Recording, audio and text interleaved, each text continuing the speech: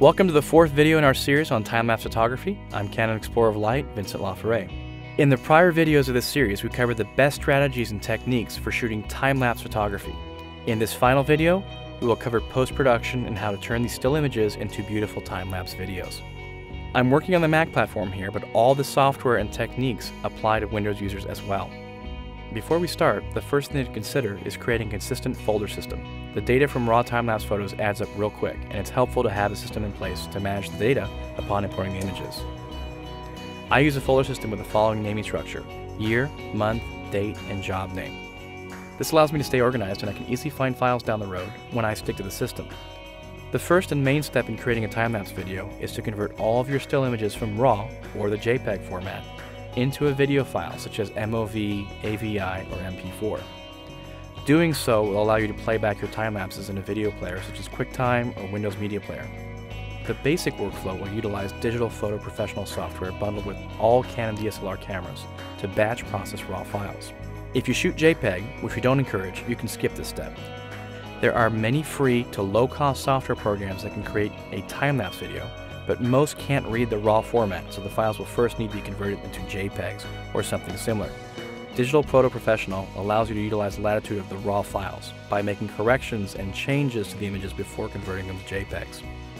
Open Digital Photo Professional and make sure the folder view is selected. Navigate to your time-lapse folder. Double-click on the first image to bring up RAW editing tools. This is where you can change the white balance, exposure, contrast, and saturation. Dial in your image to your preference and then return to the main window. If you look closely, you can see your changes have been applied in the thumbnail. Right-click on the first image and select Copy Recipe to Clipboard. Now hit Command or Control-A to select all the photos and right-click the second photo and select Paste Recipe to selected image. It will ask you if you would like to apply to all and click OK. This applies the correction you made on your first photo to all the photos within your image time-lapse folder. With all the photos still selected, click on Batch Process.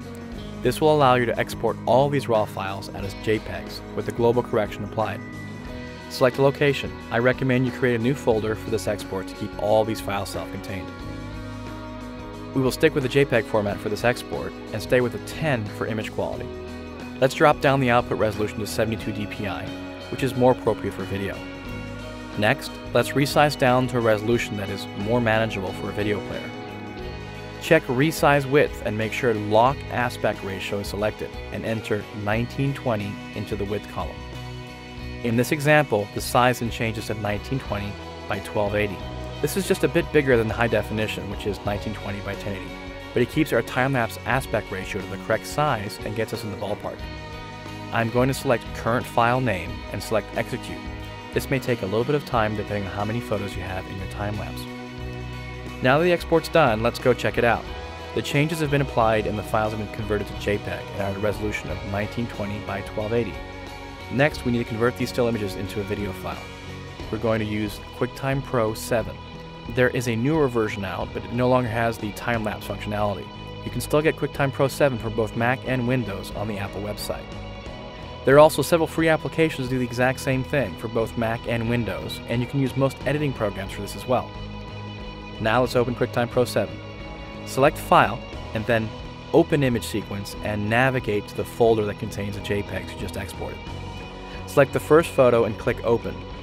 Select the frame rate. In most instances, we choose 24 frames per second, and select OK. Soon after, your time-lapse will pop up and you can now play it.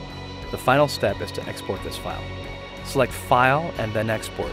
Choose name and location for the destination. Under Export, select QuickTime and select Options. Under Video, select Settings and pick a codec. In this case, we're going to select H.264, which will keep the file size small. Click OK and then Save. And QuickTime Pro 7 will export your movie. So there you have it. Now you have a good idea on the best techniques to compose, shoot, and process your time-lapse files.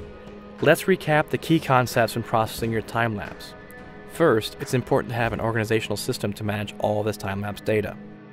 Second, there are many tools and techniques available to create time-lapse videos, including the bundled Canon Digital Photo Professional application in combination with a program like QuickTime Pro.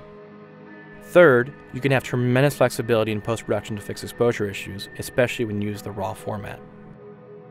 I hope this series has been helpful, and I wish you the very best of luck with your time-lapse photography. Thanks for watching, and once again, I'm Vincent Laforet, Canon Explorer of Light.